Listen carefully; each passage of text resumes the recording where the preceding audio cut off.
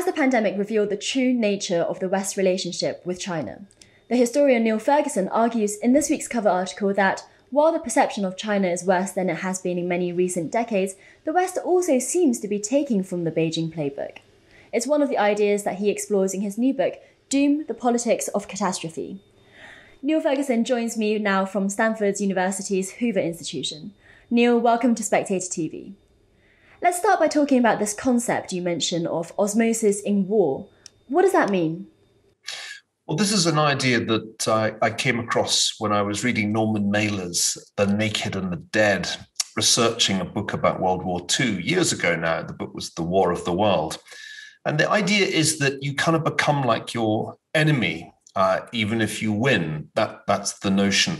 And it was an idea that came up in World War II, of course, because the democracies had to create enormous systems of planning and control to win World War II. And then in the Cold War, a recurrent theme of commentary from conservatives and from the left as well, think of George Orwell, was that there was a kind of convergence happening, and the United States and its allies were becoming more and more like the Soviet Union and its allies. This was an idea John Kenneth Galbraith wrote up in the 1960s. So this idea of the osmosis of war, that you become like your enemy, I think is relevant today because there's a danger that we could become, are becoming more and more like our principal strategic rival, the People's Republic of China. And what are the ways you think that this is manifesting in? Well, there are a bunch. For example, Joe Biden on the phone to Boris Johnson saying, hey, we need to have our own One Belt, One Road initiative. There's the way that last year when it was clear that COVID-19 was spreading more or less uncontrolled through the UK and the US, we copied much that the Chinese did. The idea of lockdowns was in many ways based on what China did after around January the 23rd last year, when they basically froze the Chinese economy and Chinese society. I saw an interview the other day with the other Niall Ferguson. I'm not him, the guy at Imperial College who spells his name a bit differently, in which he said, well, we didn't know if we could do lockdowns.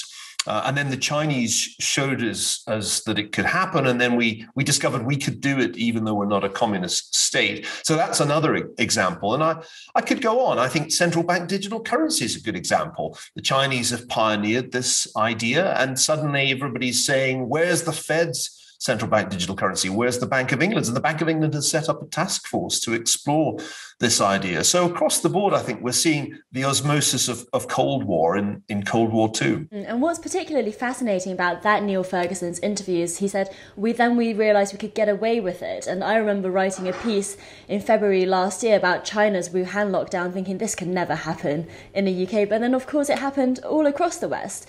When it comes to this security versus liberty tension, do you think that a lot of the West's leaning towards security in the last year, especially on COVID, is because of this sort of state of emergency that we've been in, this global pandemic scaring people into this? And so after the threat is over, maybe we'll be less like China in that way? Well, in Doom, I try to argue that it wasn't a straightforward choice between letting the virus rip and getting to herd immunity, as it were, naturally, and locking everything down. That was the wrong choice to think about. That there was a choice, it existed in January, which was to do what the Taiwanese did and the South Koreans did.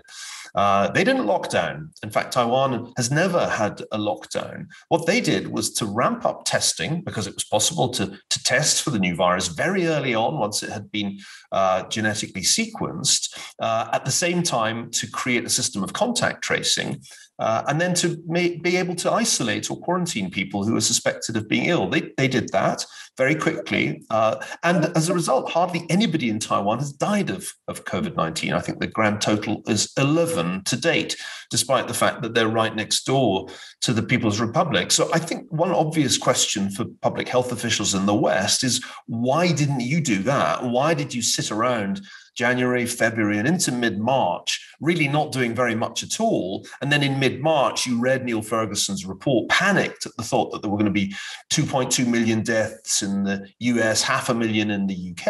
And then you shut everything down in this very indiscriminate way that had lots of unintended consequences, the full scale of which I don't think we understand even today. So I think one has to realize that there were other options, but we decided, and I think it was a wrong decision, to copy the People's Republic of China rather than to copy the Republic of China, Taiwan. If we'd copied the Taiwanese playbook, we would have had, I'm absolutely sure, significantly less excess mortality and much, much less economic disruption. Now, you could say, contact tracing apps on our phones, that sounds like a terrible threat to civil liberties. But I can assure you it's a smaller threat than being under house arrest, as a great many of us were for a large part of last year. I mean, if it's civil liberty to be shut in your own home under a shelter-in-place order, then, as Ian Hislop once said, I'm a banana.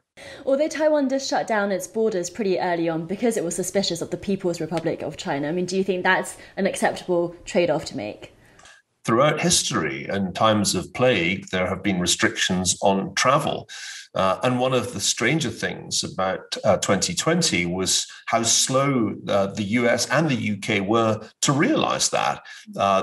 It was clearly not wrong for Donald Trump to argue back in January that there should be a travel ban, that there should be limits on passengers coming into the US from China. But he came up with the idea a couple of weeks too late for it really to make much impact. And of course, there were exceptions. So US citizens and green card holders were exempt. The same is true, by the way, today.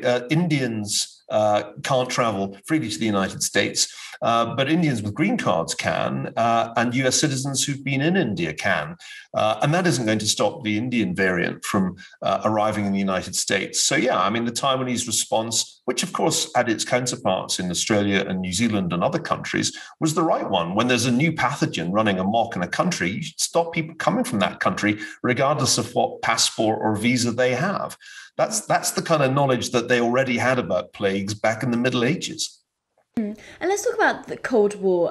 You mentioned in your book that Cold War II has already started, and you argue that China is the aggressor to this. From what I've been talking to people with in China, and whether it's academics or people, they actually think that it's the West who are itching to start a Cold War II. What do you say to those people? Well, as a visiting professor at Tsinghua, I have quite a few Chinese academic friends and friends in the world of Chinese policy. I've been struck by how readily they've accepted the Cold War II analogy. There's not a lot of pushback when you make this kind of argument. Of course, as in the first Cold War, the communist side always argues that it was the West that started it. But this is a pretty unconvincing argument, I think, when you look back on Xi Jinping's track record since he came to power in China, because really from that moment on, China's been far more explicit in its geopolitical and technological ambitions. And as I try and show in the book, discussions within the Chinese intelligentsia are really quite explicit about the objective of displacing the United States as the dominant world empire with the People's Republic of China. When you think about the way in which China has increased its national security expenditures, its capabilities, its militarization of the South China Sea, its increasing assertiveness towards other Asian countries. Think of the way it's been beating up on Australia recently. It's kind of hard to claim that Cold War II started in Washington as opposed to Beijing. And I think we're rather in the US in the same situation that we were in at the beginning of Cold War I. And in the 1940s, when George Orwell and Winston Churchill said, we're in a Cold War, most Americans were very slow to accept that. There was a sort of denial that persisted almost until the outbreak of the Korean War in 1950. And I think we're still at that stage now in Cold War II. A lot of intellectuals at Stanford or Harvard would say, no, this isn't Cold War II. That's the wrong analogy. We should be striving for co-opetition with China, which is a hideous word. But I think this is the stage of denial that you typically find in the West at the beginning of a Cold War. Well, I guess part of their worries is probably that, in a Cold War, as we saw in the 60s, we had people on both sides kind of characterizing each other as these one-sided, one-dimensional players and actors. And in many ways, China is not quite like the USSR. It's not ideologically driven in the same way that the USSR was. It seems much more keen on lining its pockets wherever possible. So do you think that the Cold War mentality, the Cold War parallel has limitations in how to understand China as the new strategic threat? Well, I think it's true to say that in Cold War One, there was a great deal of caricaturing of the other side, but that wasn't by any means the worst thing about Cold War One. We also want to mention the nuclear brinkmanship and the proxy wars that cost enormous numbers of lives from Southeast Asia to Central America and Sub-Saharan Africa. I think you can have a Cold War without those things, certainly without the nuclear brinkmanship and the proxy wars. But I think it's almost inevitable that in the way things are currently going, that the rhetoric on both sides is becoming more and more hostile, and attitudes towards the Chinese government are becoming more and more negative in the Western world. The Pew Group showed that with some remarkable survey data back in October. But my argument for Cold War II is not an argument against a happy and cordial relationship. I just don't think a happy and cordial relationship is possible with this Chinese government pursuing these strategic goals. The thing we're trying to avoid is hot war three. I mean, we do not want the US and China to end up in a shooting war, whether it's over Taiwan or the South China Sea or some other issue. And the great point of Cold War One was to avoid World War III. It was to avoid a nuclear exchange between the United States and the Soviet Union, and it did that. It contained the Soviets' expansion pretty peacefully in the sense that there wasn't a head-to-head war over Europe. And I think that's really the point of Cold War. You'd rather have a Cold War than a hot war. And I think that's why Cold Wars happen and why ultimately they're preferable to making a series of miscalculations, which I think we're still well capable of doing, that produce World War III. It's not difficult to imagine a major escalation happening over an issue like Taiwan. And if you talk to people at the US military, I think of my old friend Jim Stavridis, who's just published a novel about this, the scenarios are pretty terrifying because a US-China war would very quickly escalate from the Taiwan Strait to bombing of mainland targets and then potentially to nuclear exchanges. That's how Stavridis imagines it in his novel. So as I've been arguing now for more than 2 years, you'd rather have Cold War II than World War III. Okay, so you say that we should compete with China but not copy it. So what does that competition look like? I think it looks like what we currently see in the realm of vaccines, where the West is able to take advantage of its technological edge and the greater competition that there is when it comes to vaccine development in the Western world. I mean, the competition between companies, biotech companies like Moderna and BioNTech is one of the reasons we ended up with mRNA vaccines. I think it looks like that in artificial intelligence. One of the striking things about AI is that the US still has a qualitative lead, partly because the best Chinese researchers in AI end up working in the United States and often stay and ultimately become citizens. So I think this is a technological contest.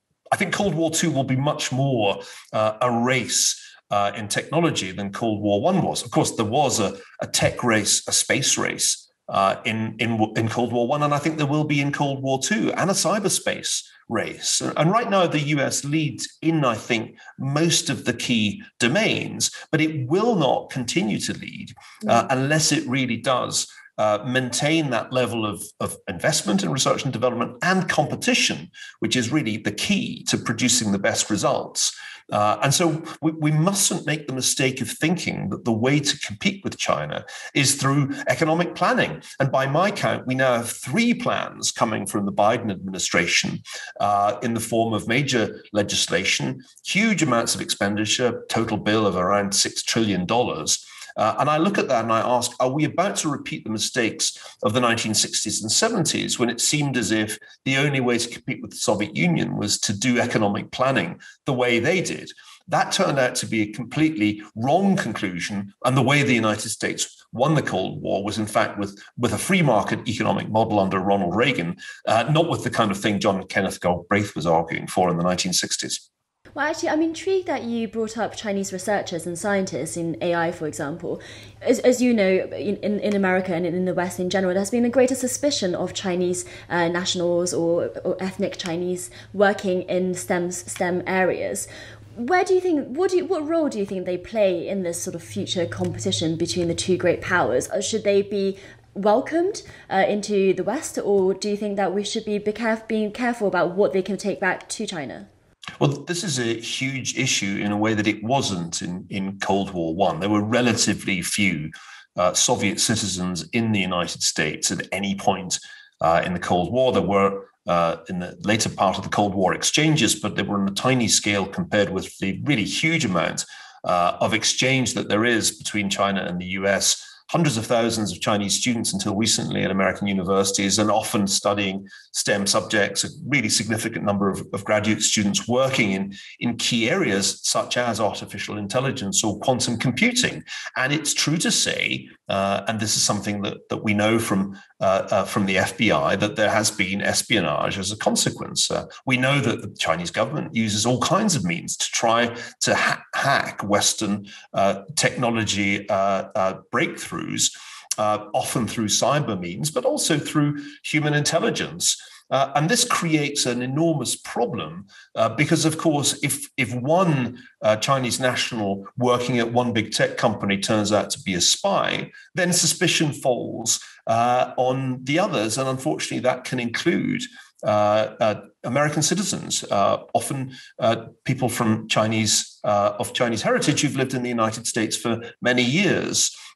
So I do think we have to remember that one of the bleaker features of American history in the 20th century was the way in which hostility grew towards German Americans in World War I and World War II, and of course in World War II towards Japanese Americans who were treated shamefully. We mustn't repeat that history, and I do see dangers of that. A few years ago, more than a decade ago, I used the word chimerica to describe that period of symbiotic interaction between the US and China. Well, there are many Chimericans, and some of them are good friends of mine. These are people who may have been born in China, but have worked for many years in the United States and have become American citizens. When I became an American citizen, by far the largest group alongside me in an Oakland auditorium were in fact people born in China. And so we can't cast aspersions on the commitment of Chinese Americans to the country they've sworn allegiance to. If we start doing that, we're going to be back in the bad old days of the 1940s. And I, of course, I'm very conscious that I'm talking to someone whose surname is Yu, and may be encountering in the UK some of the kind of anti-Asian prejudice that one reads about on both sides of the Atlantic. That can't be the way this plays out. It is the Chinese Communist Party that we are concerned to combat in Cold War II. We do not want the CCP to become more powerful in the world than it already is. That is quite different from expressing antagonism to people of Chinese ethnic origin. Niall Ferguson, thank you so much for joining Spectator TV. And you can read Niall Ferguson's new book, Doom, The Politics of Catastrophe, which is out now. If you enjoyed that conversation, you might also enjoy my podcast series, Chinese Whispers, where I look into Chinese politics, society, and its history. A link should be up on the screen now.